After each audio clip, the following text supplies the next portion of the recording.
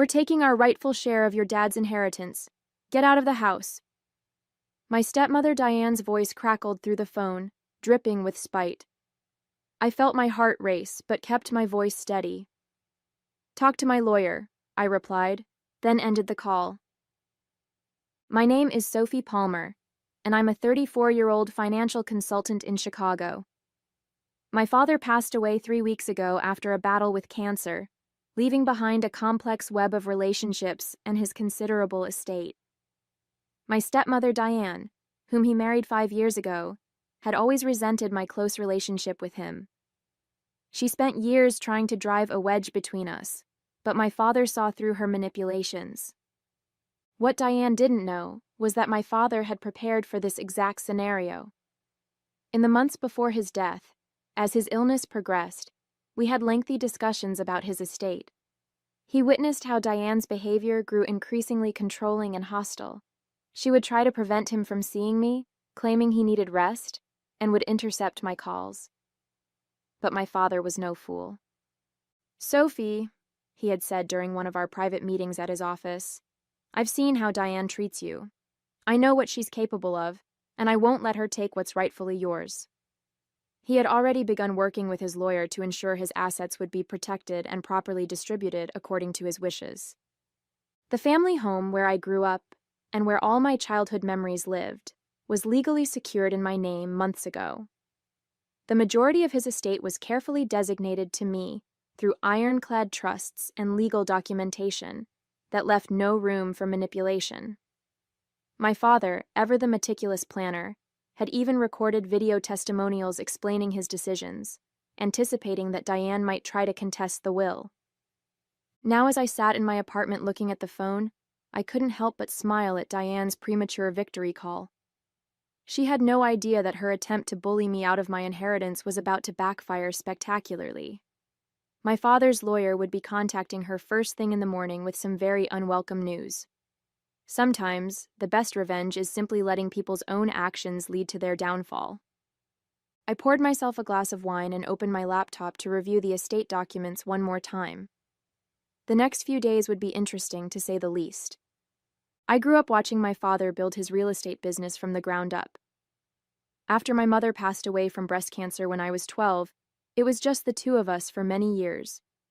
We developed a special bond. He taught me everything he knew about business and finance, which eventually led to my career choice. Despite his busy schedule, he never missed my school events or forgot to help me with homework. Those years shaped who I am today. Everything changed when Diane entered our lives.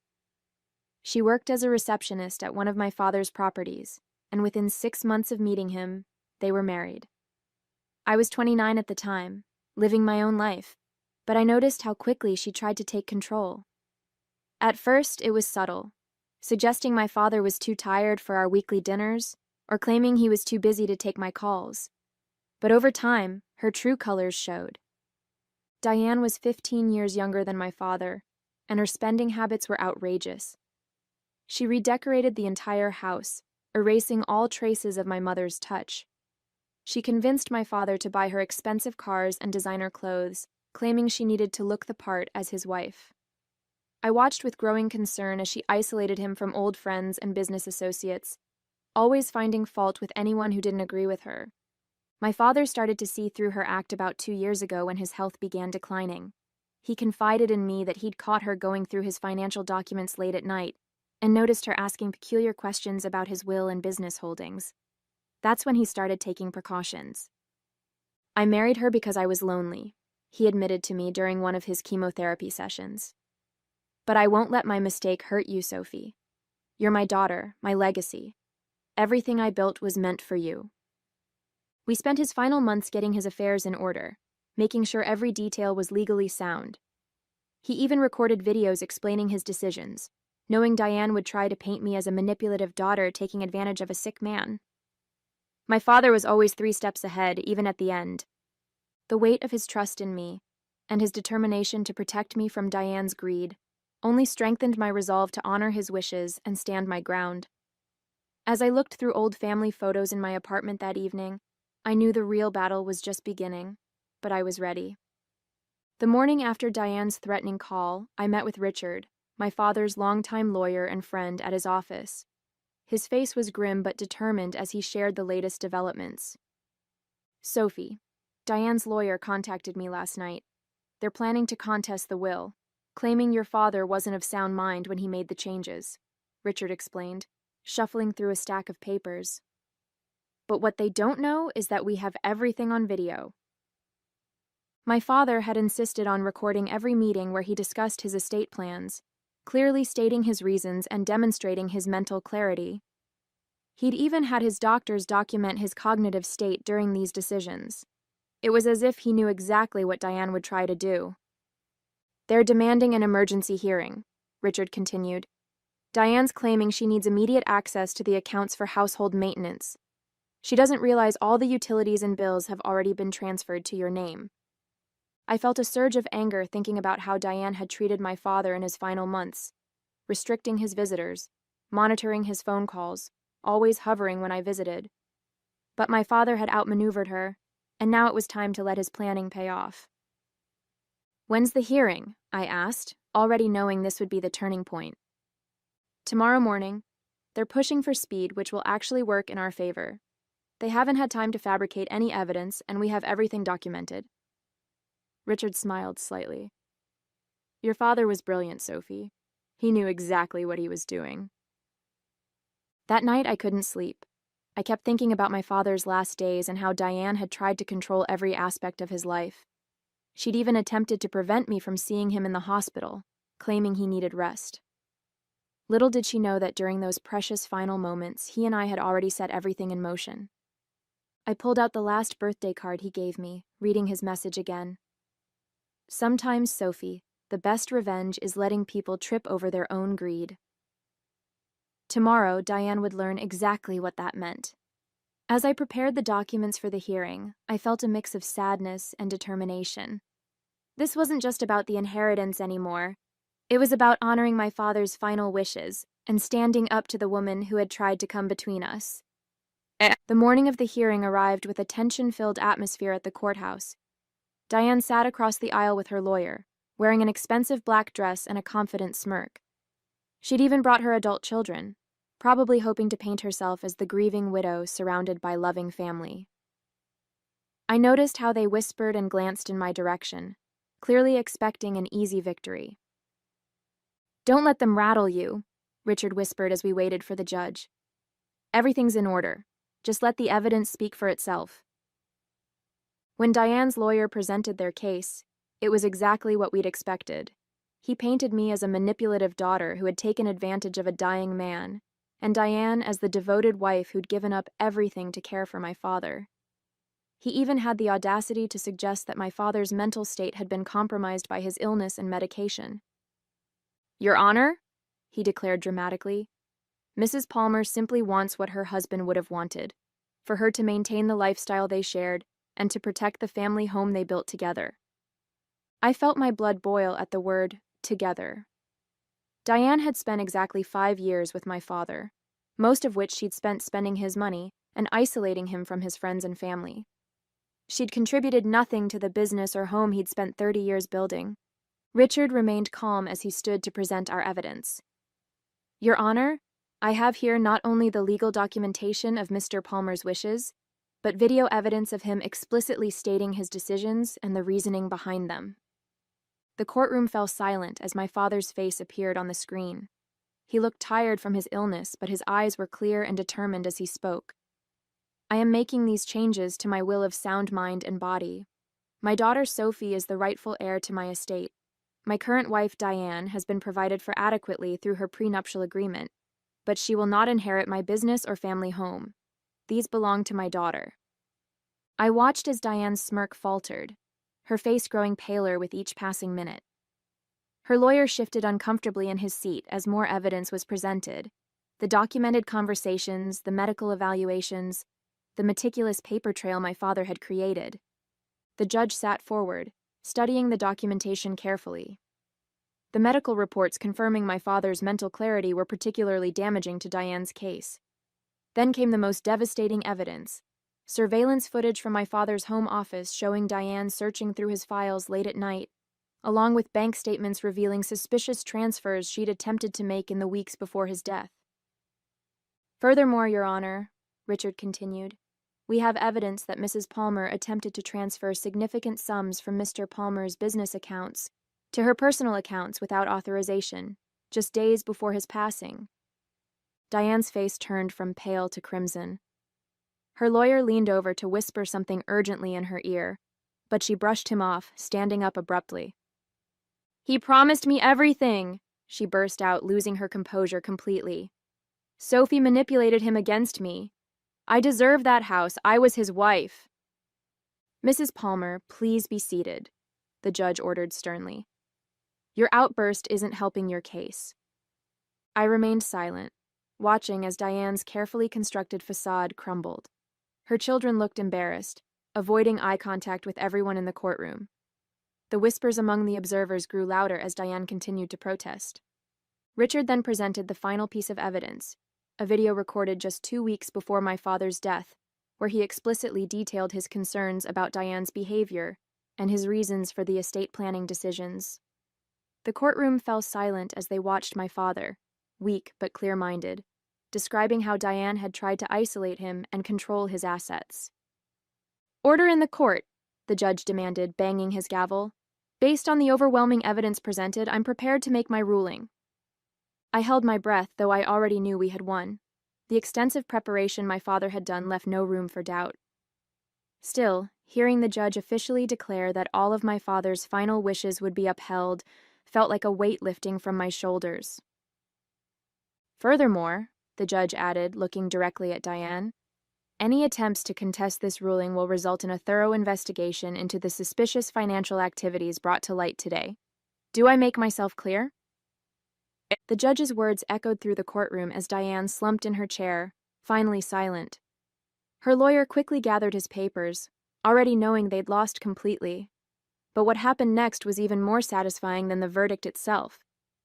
The court also orders a full audit of all financial transactions made by Mrs. Palmer during her marriage to the deceased, the judge continued. Given the evidence of attempted unauthorized transfers, this matter will be referred to the appropriate authorities for investigation. Diane's face drained of all color. Her children, who had been so smugly confident earlier, were now quickly leaving the courtroom, not even waiting for their mother. The carefully crafted image of the grieving widow had shattered completely, revealing the truth my father had known all along. As we left the courthouse, Richard handed me a sealed envelope. Your father asked me to give you this after the hearing, he said quietly. Inside was a letter my father had written, along with photos of us from when I was young, standing proud in front of our first real estate project together. My dearest Sophie, the letter began, if you're reading this, then everything has gone according to plan. I knew Diane would show her true colors eventually. While I regret bringing her into our lives, I never doubted your strength or intelligence. The business is yours now. Everything we built together. You were always my true partner in this journey. I felt tears welling up as I read his words, but they weren't tears of sadness. My father had given me one final gift, not just the inheritance, but the satisfaction of seeing justice served. Through careful planning and foresight, he'd ensured that the truth would prevail. That evening, as I sat in my father's study, now my study, I noticed Diane's designer bag still sitting in the corner. She would need to collect her personal belongings soon, but that would be her final visit to the house that had never truly been hers. 2 weeks after the hearing, I began the process of going through my father's belongings. Each room held memories, but his study affected me the most. Sitting at his desk, I found myself surrounded by 30 years of business records, family photos, and personal mementos. It was here that he'd taught me about real estate, showing me property assessments and explaining market trends when I was barely old enough to understand. Diane had scheduled a time to collect her things, supervised by our lawyers. As I prepared for her final visit, I discovered something interesting, a hidden compartment in my father's desk containing a journal. He documented everything, Diane's manipulation attempts, her secret phone calls, her late-night snooping through his files. He'd known exactly who she was, but had played along while protecting what mattered most. The police investigation into Diane's financial activities revealed even more than we'd expected. She'd attempted to transfer nearly $300,000 from my father's accounts in his final weeks. The detective assigned to the case found similar patterns in her past relationships. She had a history of targeting wealthy, older men, though none had been as prepared as my father. I threw myself into running the business, expanding on the foundation my father had built. The employees welcomed me warmly. Many had known me since childhood and had witnessed my father grooming me for leadership. They shared stories about how he'd proudly shown them photos of my college graduation, my first real estate deal, my successes. One evening, while reviewing some old contracts, I received an unexpected call from Thomas, one of Diane's children. "Sophie," he said hesitantly, I wanted to apologize. We knew what our mother was doing, but we didn't stop her. Your father was a good man who deserved better." His words surprised me, but they also brought a sense of validation. Even Diane's own children had seen through her act. Thomas explained that she'd pulled similar schemes before, targeting wealthy older men. My father had been different, though. He'd seen it coming and had outmaneuvered her completely. The business thrived under my leadership, and I found myself adding my own touches to my father's legacy. I established a scholarship program for aspiring real estate professionals, naming it after him. The first recipient was a young woman whose single father had sacrificed everything to support her education. It felt like coming full circle. The day Diane came to collect her belongings was tense. She arrived with 2 movers and her lawyer, looking considerably less polished than during the hearing. As she walked through the house, I noticed how she lingered in front of certain items, particularly the expensive decorations she'd convinced my father to buy. "You can take what you personally purchased," Richard reminded her firmly. "Everything else stays." He had a detailed inventory of what belonged to the estate. Diane's face tightened as she realized how little she could actually claim. During this final visit, I maintained my distance, working in my father's study while they packed. Through the open door, I could hear her muttering about family heirlooms, though none of them were actually hers. Richard stopped her several times from trying to take items that belonged to my mother, or had been in our family for generations. The most satisfying moment came when she tried to claim an antique grandfather clock, insisting my father had promised it to her. Richard simply pulled out a photograph from 30 years ago, showing the clock in our living room when I was a child, long before Diane entered our lives.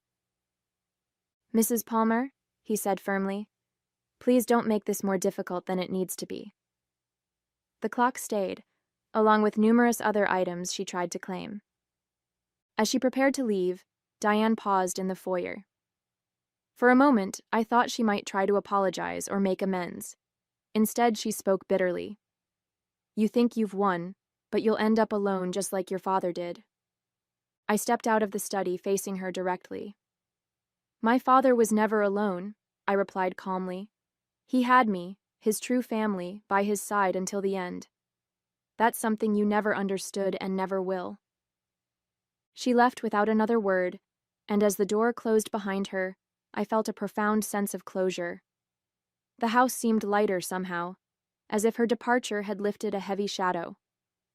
I walked through each room, touching the familiar surfaces, feeling truly at home for the first time since my father's passing.